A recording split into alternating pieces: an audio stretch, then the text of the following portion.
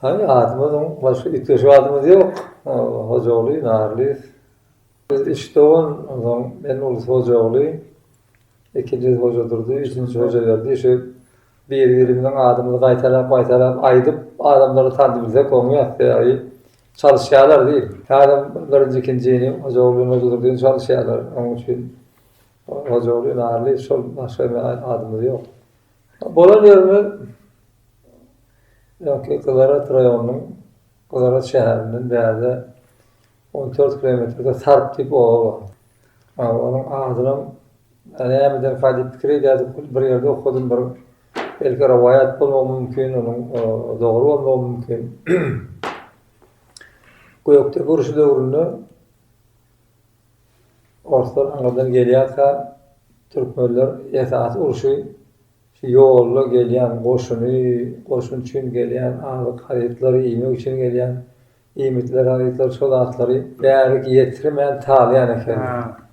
Oňa talýan döwründe olara näçe bolsa girliň gaplaryndan soraýaly yer gerek eken, ýol gerek eken. Oňa gyzaratyny geçende bäri günde o wagtlar bizim owamyzda şey ýok eken. Ýa-ni şonda bizim owamyň ýerine dağın içinde Guýullary diýip bir dere bar. Geçmedi kıyınlatı, yolum däl ýöne adamlar zorlukdan geçte geçer ýerde. Onda Nurberdanam, taýýarlar Nurberdan edip, iki vilayet, Diňmar bilen Aşgabat, ýa-ni ahar vilayet üçine. Bäzende hem Türkmeniň 5 tane vilayatynyň birleşen wagty ýokda, hiç asy tarihde ýokdur. Hemme bar bile ýöne budan da aýry. Şonda Nurberdan akidip ýögüti gorp edýärler, ýollarda nirde gaplaryndan çolup boljak, duýdurman ortalyň üstüne. Şonda ýa-ni gadaratlar ýol gidýär gargala, gaplara sowulýar, purnuwar diýär, çukur diýär, sen niýe hozawala diýär. Ama ustadyna men bolýardy şu bizim Guýullary içinden geçirip durlar onu. Ýok, Nurberdan. Ustadyn bolýardy. Onu ay kynçylyk bilen geçenden kaptandan çıkmak için kovu gereken deyip durur. Yol dar eken deyip durur. Yol dar eken diye de zarplar sonradan sarp olup gidiyor. Yani hiç yerde ona adı yok, özü yok, o. Aslında onun demiryol geçenden hemen kanunu var için demiryolun kanunudur da. Naçın bu şehir kadar var, ondan 14 kilometre bir ardında Razyez gelinde iki poydu elak geçer yani. Ondan yine 14 kilometreden Goç diýip stansiýa bar. Ondan yine 14 kilometreden Zawy diýip bar. Soňra 14 kilometreden Rolgolar.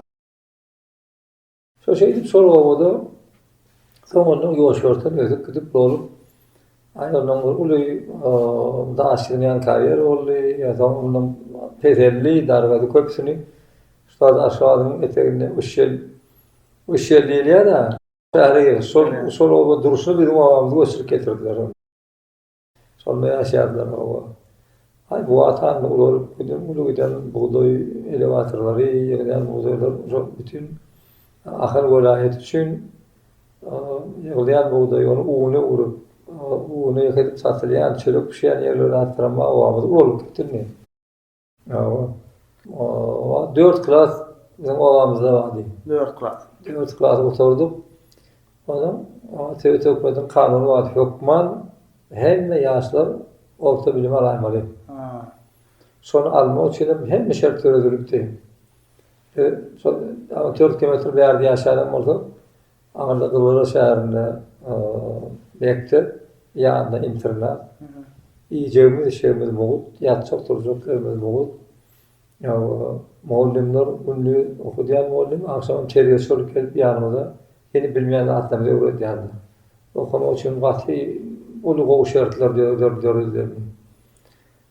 Şonda onu çaýet klasy oturduk. Onun birlik aşabatda okuyuply okuwçylar üçin aýratyn 20-nji dip mektep bar. Ýöne egzamler girmelidiler. Ondan bizim şol anda bolamyzda her 6-njy gün dowanolar bilen ikimiz bilen okuýardyk. Ada çağırıp soňra 6-njy gün piýada öýmede gelýärdik. 14 kilometr geçmeli da. So näçe gelimizde ilimizden bir maşinem yetmeýärdi. Hiç şey maşin zatı yoktu da wagtlar. Piýada gelýärdik. Ondan eşonlarym diýilip, görelip gaýtyp aşağı kimden egzaminler bir tapşyrdyk berdi, giyirdi. Yerimiz jökdi. 50-njy ýylda ýerimiz jökdi. Oturduk.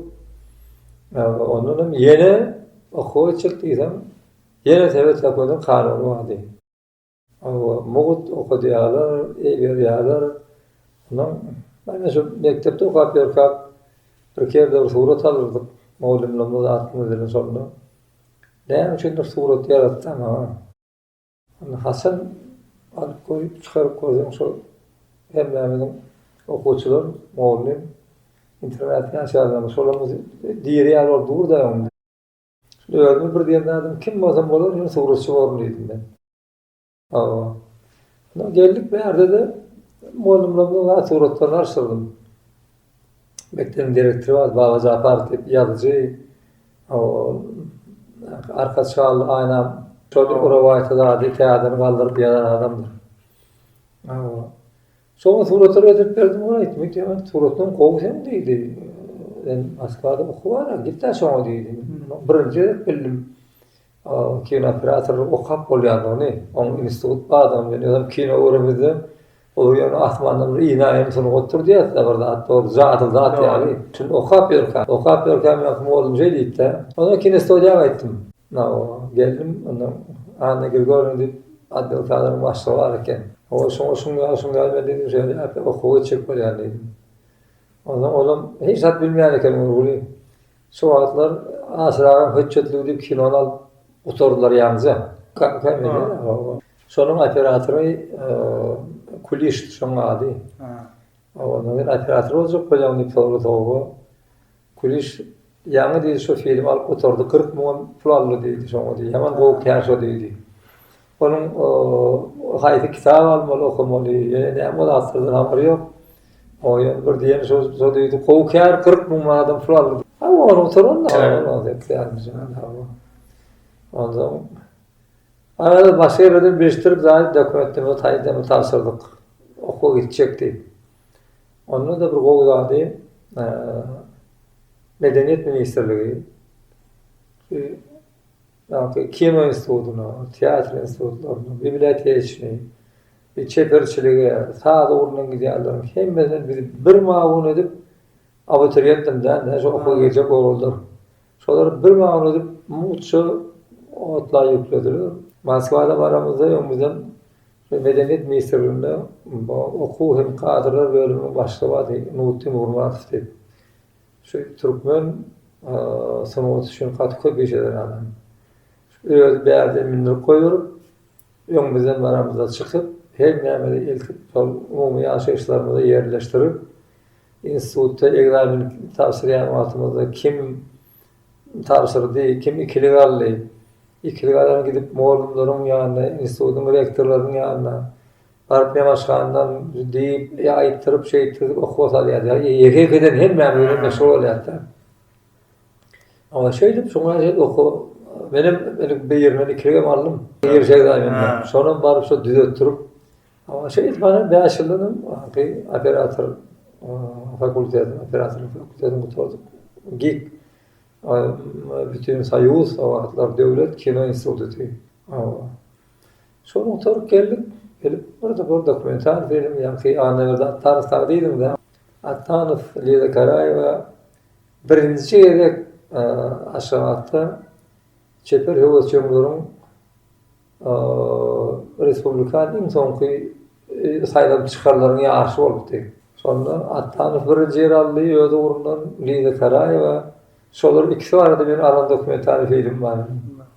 Ya ikisi şimdi hiç kim bir tananak bilen aktör olur. Ama geldi bir yerde işlet program sonra aldıydı, sonra aldım sonra. Hem rejissör operatör olup. Bir yerde yer ki de stüdyo. Sorumuzda uğrum yok. Ağırda kalk institutta da bütün kursu bir aparat var. her kim alacak adını öňüçe ýazyp bermeli, men plandan alacak diýip. Şonuň wagtyny aýtmaly, sen bilen şo boýunça sen birinji, sen ikinji şey diýip soňra şey barýat eşgärdi. Ay soňunda da Hagel Aghanov rejissör adam işçiasli çeper kıysa metrajlı film alacak. Sonra sen operatör olup çağırdı. Bir iki tane dokumental film alandan sonra. Ay boyladı bile sonra aldık yaşastık. Onun en iyisini kovurdular.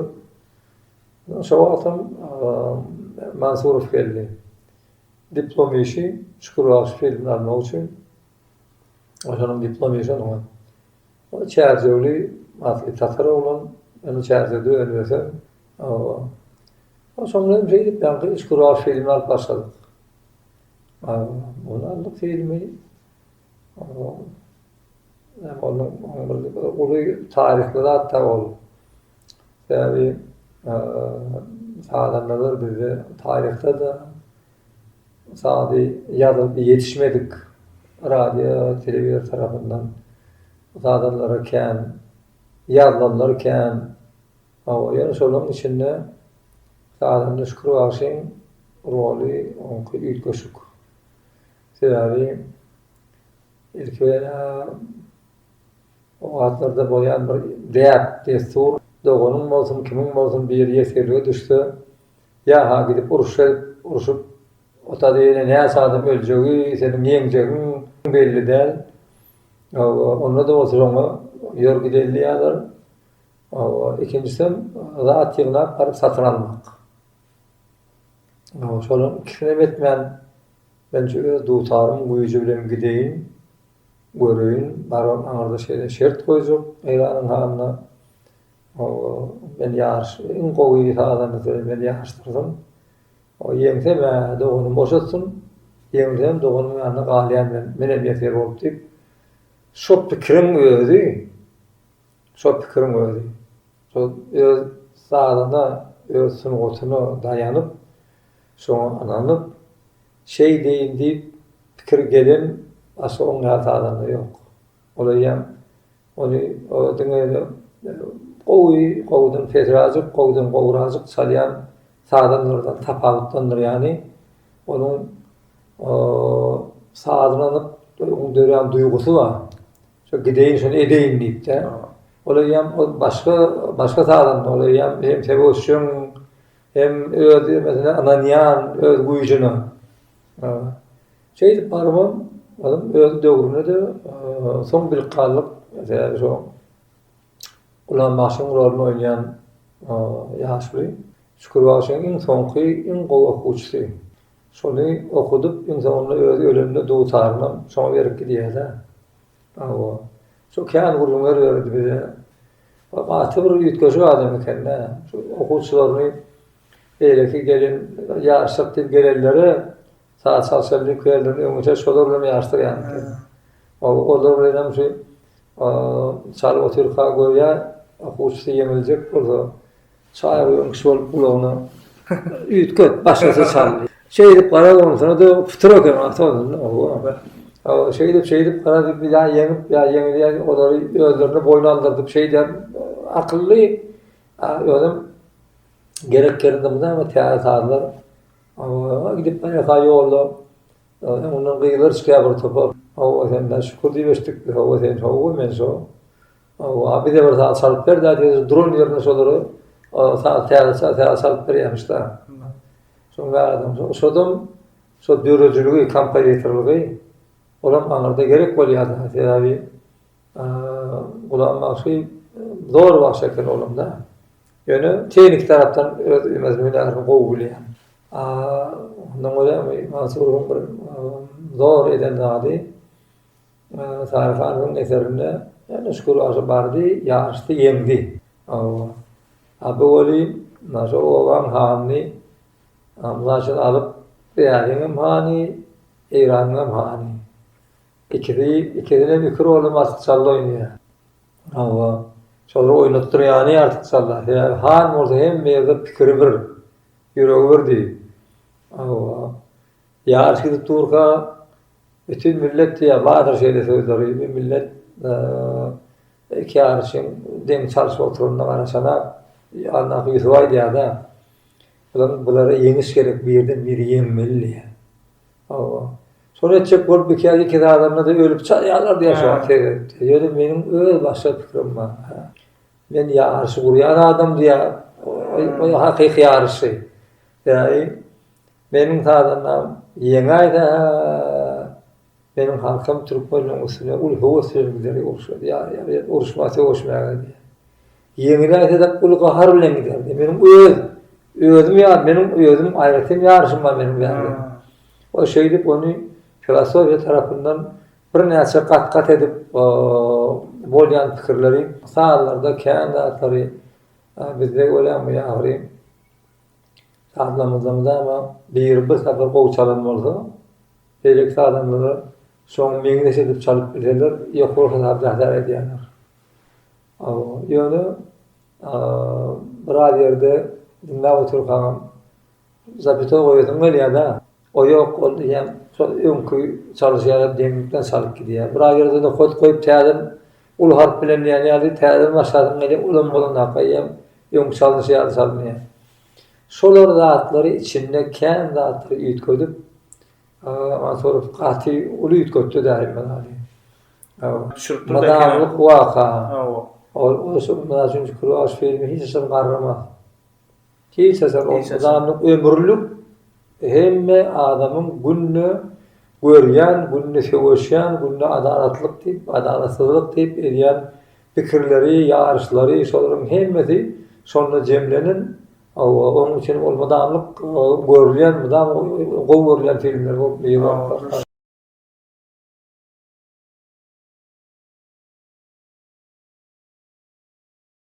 Başrol Kuraşyny oýnayan üniversiteden muallimi. Şol sağlamda saat çalıp bilýär diýip aýtdylar, şol ogullar tapyp geldiler, gelip şonu söýüp o boldy. Yani emani Kudan maşyny oýnayan Kuraşyň şol okuwçy şonu tapamyzdan soň aýamanyň gurulmy muhtarda ola ýa-da o adam bolup çykdy. Soňra adam näçe çeken odaýny diýene.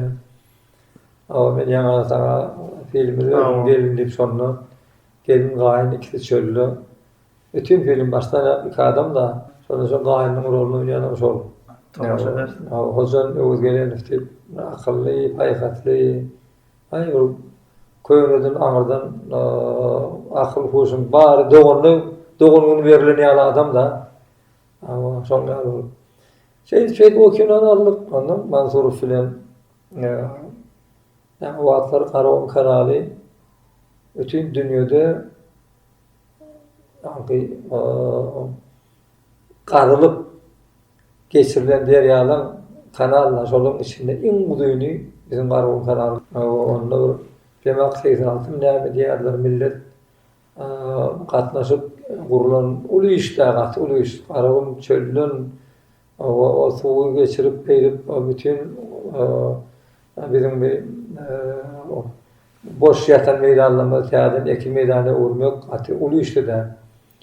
Şo arada Yuri Trifon'un ýazmaları vardy. Teşerin kanarışı diýip. Şo boýunça iki seriýaly ýene film alyp bile.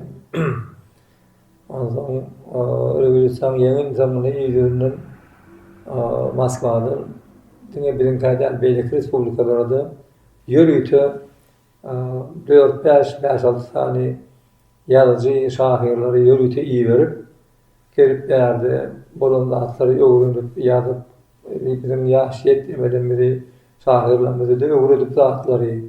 O şey diýen brigadalar diýil ýa-da. Soňra brigadalar bir ýere gelen Andrey Platonov diýip uly ortaýasynyň biri. Şonuň Çakır diýip ýazan hekaýat bardy. Şo boýunça da Qırnak diýip Mansur filan alyp bilýär.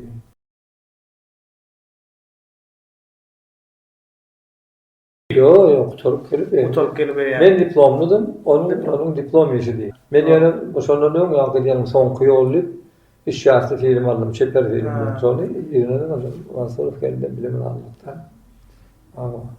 Öňe Kuraşy filmi men bir aýtmalady. Kuraşy çelli Bize kän alınan filmler. O Dursun diye, Uzakdaki Gellik diye, yine Ayna, onun Ayratin Tapşırık. Filmin hemmesinde ya daşırıtın, beylekli devletlerden, respublikalardan gelen rejissörler ediyen filmi, onu ya da bizimkilerin kaptanının biri koşulup kişi bilen yani. Şükür varşı birinci Türkmenistan'la Türkmen yaşlarının, Türkmenlerin özlerinin birinci alan filmi şükür varşı. Kaptanın adam koşulma. Ondan sonra rejissörü, men operatörüm Nurhan Mehmet'in birinci yalan saati kampaniyatörü. Artistlerin hemmesi diyen yani, hemmesi bizimki yönü köpüsü birinci edip oynayanlar değil. Önkar ona başrol oynayan şükür varşı birinci oynayan, kulağım aşağı oynayan şeyler. İkhan oynayan artık sallıyor, olayan artist. Yine şunlar başkaları köpüsü, dene Türkmenler öyle o kenarda düşmedi gömdü köpüsü.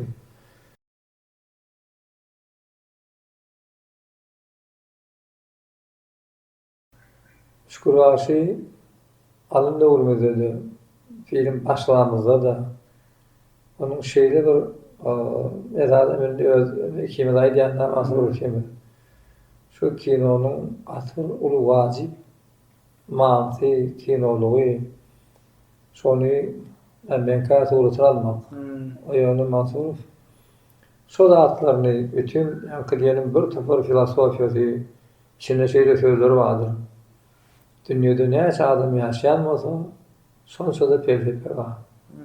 Onun için adamın işine boşulmanı özümüzü görün diye de şu doğru atış olmadan durmuşta her kimin öz fikri var da. Şoları birleştirip şolun içinden yankı özü şükür varşının yengicilik fikri. Şonun şu yengişmesinden barıp şonu gerek yerine yerinde devam eden hakkırma gerek yerine teknik taraftan yengip bilmeyeceğini bilenine täze Ibrahim Şadır deyip täzeden tapdör diýär da.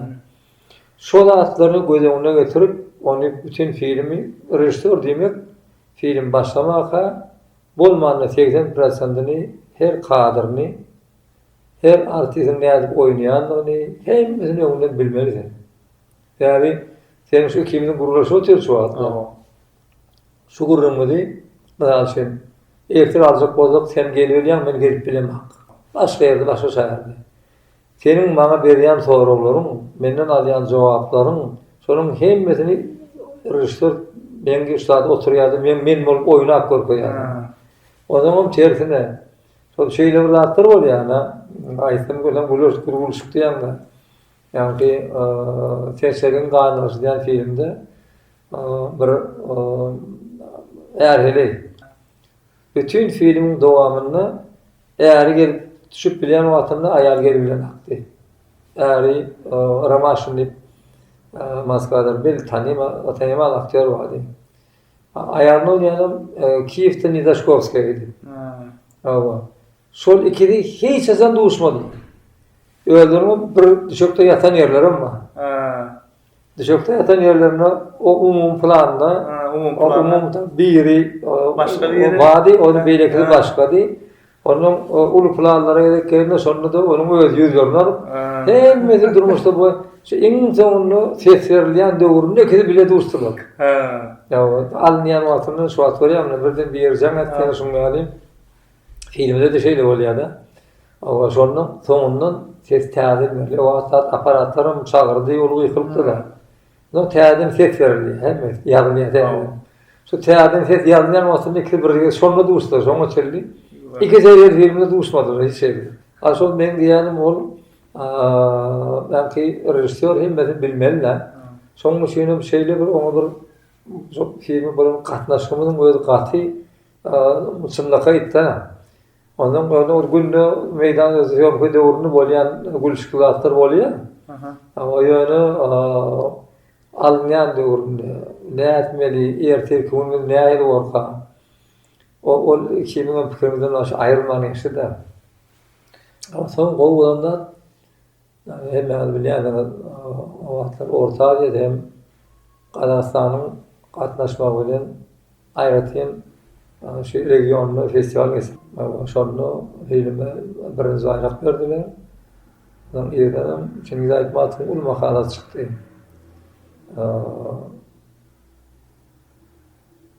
Kılıcı adaly uğrayan sağ.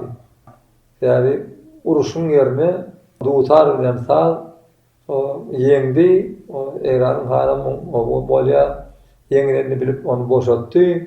Şu uruş bolmaň yerine sağ bilen ýarış bolup onu da yendi. Kılıcı adaly uğrayan sağ diýip şeýdip ul makalasy çykdy da. O da atlardan gaýra Türkmen şukur başyny metarapdan galdyrdy. Oňam kan giden festivallarda baýraklar aýdyp ahyry şukur başy Türkmen kinosynyň oturunyň ikinji edip döreýişi. Özüm hakyky öz işgärleri bilen döredilen film. Oňa çelli bolanlar o bir etap bolup galdy. Şukur başdan bädäki ikinji etap boldy.